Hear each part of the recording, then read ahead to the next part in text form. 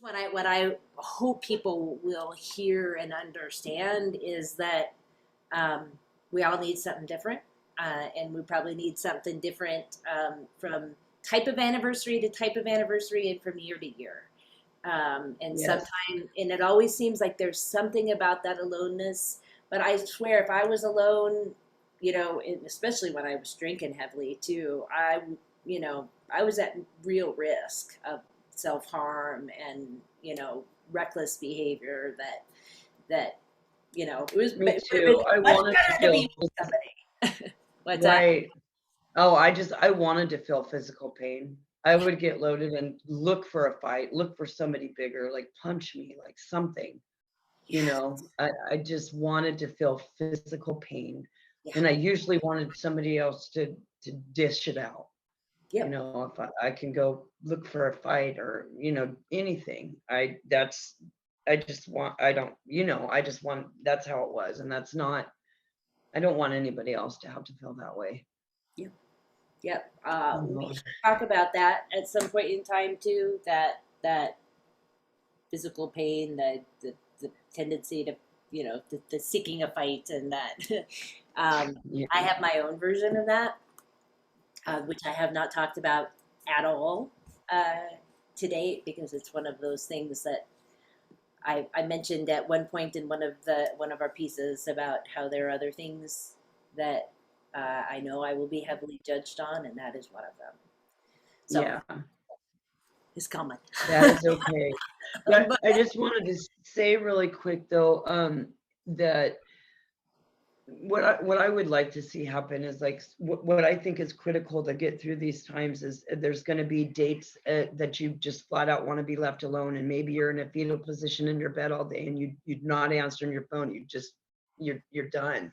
yeah, But it is super critical to have, like you described with your friends from your home group, how I had a similar situation where I wanted to put roses in the river and I wanted to take my native drum and play mm, grieving song for him. And they kind of stepped back and they let me do that. And then after, this was after sobriety also. And, but then I wanted to actually took a bamboo stick and I whooped on a tree and I'm screaming it out and I'm just but they were there to just physically be there and open up that door to hug me, you know, pound on my chest or whatever whatever it is.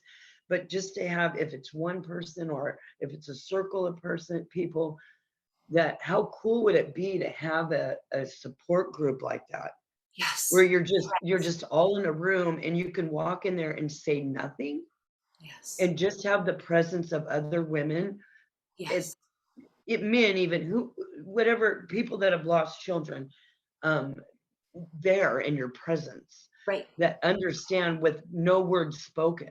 yep, Or maybe you want to go put on a cheesy comedy and laugh through it, or maybe you want to do like Grey's Anatomy and dance it off. yeah, Whatever that may look like for each individual person, it's an option. You can do it there at this place. yeah, yes, You know, yes, yes, that's yeah. Well, okay, would so be yeah, I mean, I'm so glad you said that because one of the things we've talked about is not just, about the value of this, what we're doing, the writing and these conversations, eventually podcast version that yeah.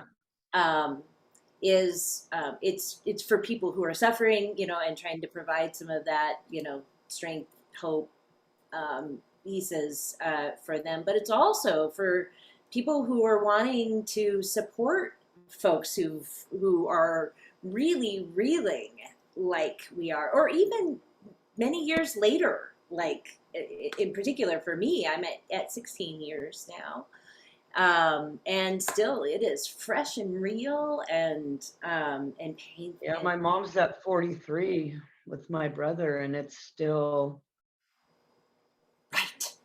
Well, we should talk about so, that more too at some point. yeah. So much. God, so much. Um, for both of us, so much came before the loss of our children. So this whole forum on surviving isn't just about the loss of our children, right? It's about all this huge All of it. shit, Yep. and how we Yep. responded sometimes well and sometimes really destructively, and all of that stuff, right? Right. And what people who love us, and what people who love others who are suffering can do, and that holding space to be able to be almost as if you're alone, but having that safety net there Yeah. that allows you to do without judgment, without anything, without trying to push you into one thing or another, but to just be there for whatever it is that you need, or to be just in the background if you don't need Yeah. them. All right. I mean, that Yeah. just feels like if folks listening to this could just take that away, I mean, that would change so much. Exactly. And that's my hope for people, that this is raw and it's just happening. Your friend and people everywhere, that there is no rule book on grief. We're all different human beings. We all have different situations, and we're all gonna experience this, differently. But at the end of the day, we're all the same, no matter how we got through it, or what that may look like for us. And um like you said, just having somebody there is so good, in more ways than one. You don't have to say anything. I don't need you to dance around me, and I don't need you to hold my hair, and I just need you to simply to be there. Yeah. No words need to even be spoken, but just to know that somebody's right there, and that's it. That there's no expectations, there's no stipulations, that just let me be.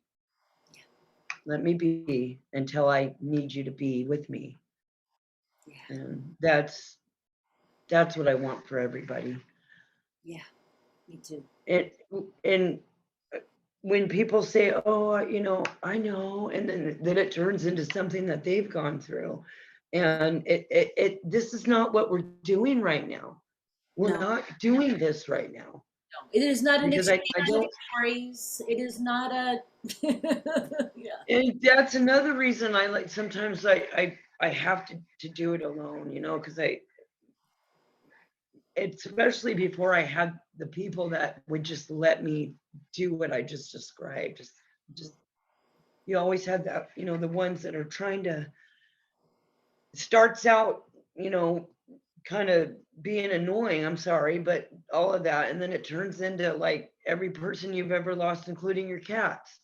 And it's like, I'm not trying to do that. I'm not trying to sound rude, Yeah. but it's just how that feels in the beginning. So Oh my gosh. I so relate to that. People, oh, everybody wants to tell you too about I, their losses. everybody wants to tell you. And I didn't want to hear, and I felt like a bit of an asshole about it, but it was like I I just can't. There is no space here. I am Mm-mm. I have completely nothing to begin to give. Nothing. I'm yes. barely breathing. I don't care. I'm not. I mean, I don't. At the time, I'm just that's being true. real. I'm just being real with it. Like, That's right. no, Yep. I don't. Yep. I just Yep. beat your head against a brick wall is what I want to do right now. So, Yep. but Yep. and just to be able to be that solid person that's been there, that could be in the background for somebody. I don't care if I've known you for 50 years or I've never met you in my life.